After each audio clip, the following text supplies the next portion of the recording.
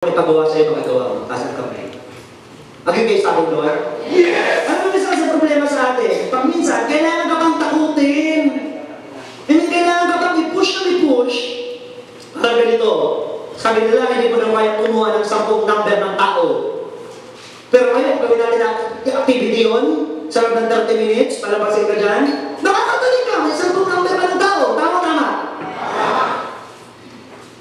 Kaya sabi ko huwag mo nang hintayin pa, natulakin ka ng iba bago mo gawin yung part mo. Kapit-bahay mo, naging downline pa ng iba. Ito ba malumit? Yung apply nasa abroad pa? Matanggap mo ba kung yung apply? Taga First District din, di ba? O taga dito lang. Sino apply mo? Ay, foreigner, Nigerian. Hindi talaga para sa akin ang global. Make sense? Sayang. Huwag yung sayangin. Alam niyo ba bakit yung iba hindi dito? Sa mga mata na nakikita ko dito, tinitingnan ko may ito tumingin sa mata ng bawat tao. Alam ko agad yung dito. Alam ko yung may pangangailangan. At alam ko rin yung tao responsible. Once I see a person na responsible sa buhay niya, sa family niya, may pangarap, malaki ang edge mo sa ibang tao. Bakit ang iba hindi kasi dito? Wala, pala mo niya, Diyos ko. Pura mo lang nagtiputan, nagahayag pa sa ina, na ama niya, yung nasukong na yun. Ganito lang, bago ako magsalita. Diretso ako. Hindi kita pupulahin. Bakit maliit ang ina mo? Kasi ano niya, pala mo nang magayag ka. Nakistap ka, pakikina ito kaya mo, sige na mo, sige kayod sa abroad, naglililigab sila, kamay sila. Nagpapadudok ang bako niya akin. Siyempre gatas.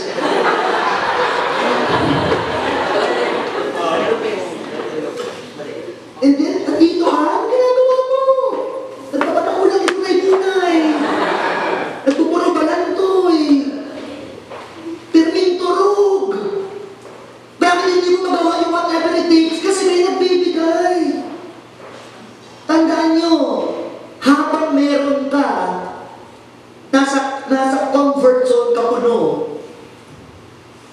mag-effort ka. Kasi lagi namin sinasabi, paano ikaw lang? Paano ko wala nagbibigay? Paano ko wala naasa? Paano ko wala nagpapadala bro? Hindi ko lang mabakaroon ng bawat isa, okay? I am speaking in general. Paano ko wala sa kami nagpapadala galing abroad?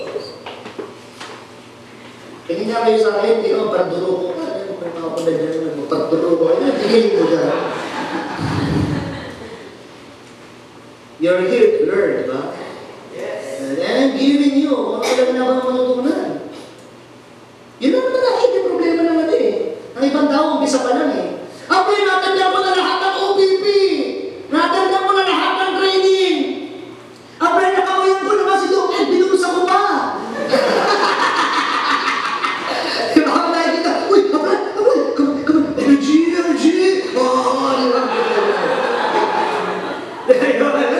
Kung saan kami, ako'y mabago pa, di ba? Ang problema kasi, kung nasa comfort zone ka kuno, ano yung comfort zone kuno? Hindi naman mayaman, feeling mayaman. Okay na maging comfort zone kung ang tatay mo, tycoon. Ang nanay mo, tycoon. Ano ibig sabihin? Maraming negosyo, maganda talagang kinikita. Okay lang magpaka-senyorito, senyorita. Pero ang problema sa iba, nagpapaka-senyorito, senyorita na wala naman. Ano mo katabi mo? Ano, galing orang-orang mo sa anong berde? Ano, pag may gusto ang isira, gusto itarapok. Itarapin daw mga. Yan ang problema sa iba. Walang karapatan na mag-inarte, nag-iinarte! Yes, you! Oh, ikaw! Masyado kang choosy, hindi naman karapat dapat. Sabi niya pag pangit ka, ang karapat tayo ng choosy. Pag guwapat magaganda lang daw, ako ay choosy. Diba? Putang ina, mahirap ka na nga, yung nanay mo, yung tatay mo, kayod ng kayod. Hindi na nga kayo nagkikita ng ilang taon. Tapos ganun ka pag pumastang, visit ka. Kaya yung sinasabi ng iba na, apply, wala ako naka-usap ngayon kasi mainit. Apply, wala ako na-OPP kasi maulan. Fuck.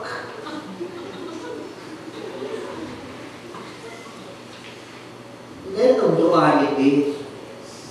Yan ang buruhan. Ano ba't wala kang downline? 3 buwan ka na? Ano na buwan ka? Wala kang downline? Wala ka naman kasi talaga ginagawa. Nasaan ka apply? Ito nag-OP. Nakahiga. Ito apply nag-OP. Parang lamang! Isang pinubuha mo! Tapos yung iba, mahilig ka magbaliw. Ewan ko ba? Ba't mahilig baliw niya ng-apply? Mas baliw sa kanya apply niya. Nagpapalay mag-apply. Okay, grabe. May pili ko. 10. Grabe, 10. Nasaan na? Apply, super power, grabe.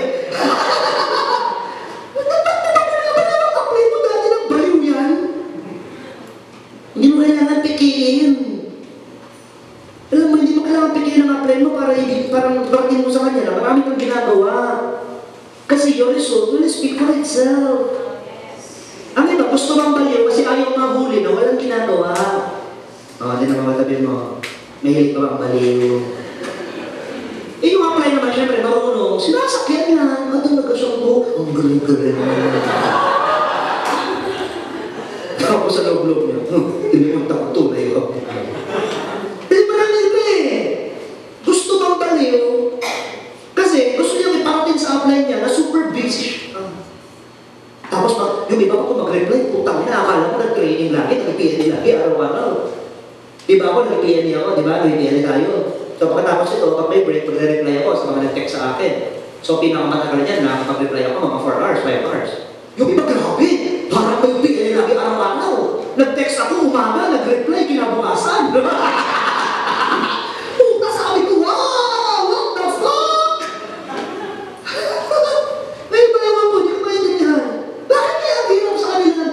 Sa telepono. Mamaya mag-uusapan natin yan. Wala naman ang problema na hindi ka mag-reply, pero yung one day lagi, araw-araw every cycle and 3 times a day, fuck you! Nagdi-negosyo ka. Telepono, communication, gadget. Kung hindi mo kaya mag-reply, tapin na daw ang telepono mo yan. Tapukin na daw yan.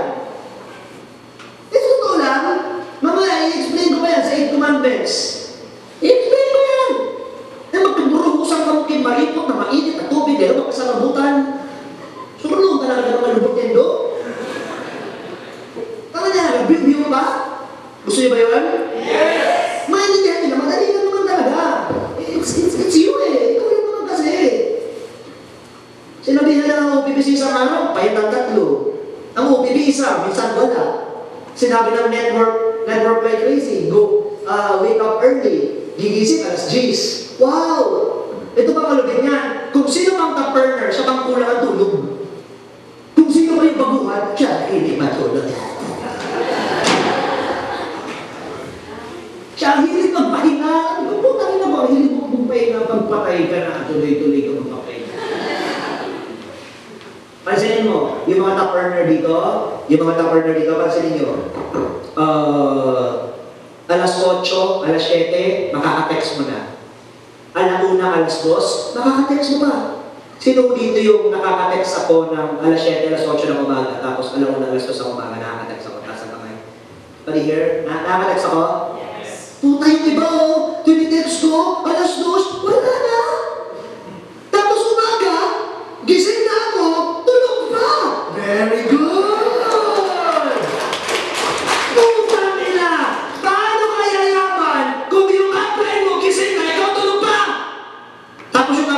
Gising pa, ikaw tulog na. Wow! Tapos sasabihin mo, disidido ako. So, hinihinga ka ba? Tapos sasabihin mo, disidido ako. Putang disidido yung tayo.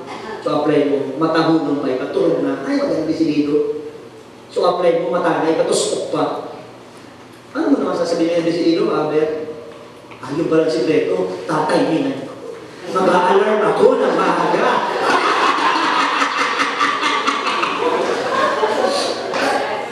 Alam mo, pag niloloko mo yung upline mo, wala ka naman ibang niloloko, sarili mo lang naman. You may fool your upline, but you know, your result will speak for itself. And at the end of the day, hindi naman upline mo naghihirap. Ikaw. Ask me why. Kasi ikaw, isa lang. Pwede yung upline mo maghanap ng bagong dalay. Pero ikaw, kawawa ka lang. Wala kang ibang niloloko kundi pangarap mo. At hindi na pangarap mo! Pangarap ng pamilya mo! Sabi nga sa pamilya, kung hindi mo sila sumali, at least ikaw, yumaman. Para maahon mo sila sa kahirapan. Isa lang yung yumaman sa pamilya, damay na si nanay. Damay na si tatay. Tama na? Damay na yung mga anak. Tama? Tama? Isa lang yung yumaman. Hindi mo, isa lang. Puta, damay na yung lahat. Hindi mo sa amin, sa pamilya namin, damay na. Pati kasama sa bahay, damay pa. Damay na nanay, damay na tatay, damay na kapatid. Hindi na lahat. Sabi ko ba, swerte yung kapatid ko lalo. Ayun, damay lahat, di ba? Pati yung kasama sa bahay, damay. Oh, yung anak niya, birthday sa Tuesday. Oh, Jack, sabi ng, cake daw. Sure, cake. Pangarap ng ibang tao, binibili mo na. Nasaan mo yan doon? Pangarap na ng ibang tao. Kasi para sa ibang tao, yung maganda na kasimpleng cake, pangarap na yun, tama? Tama ka. Eh, pwede sa'yo, normal na bagay yun. Pero sa ibang tao, pangarap yun.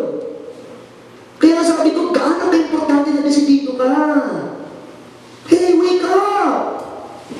Wake up! Kailangan magiging desidito. Pagtapos na naman sa global, ano yun? Let's say after 20 years, so ano ito, 2015 o 2020.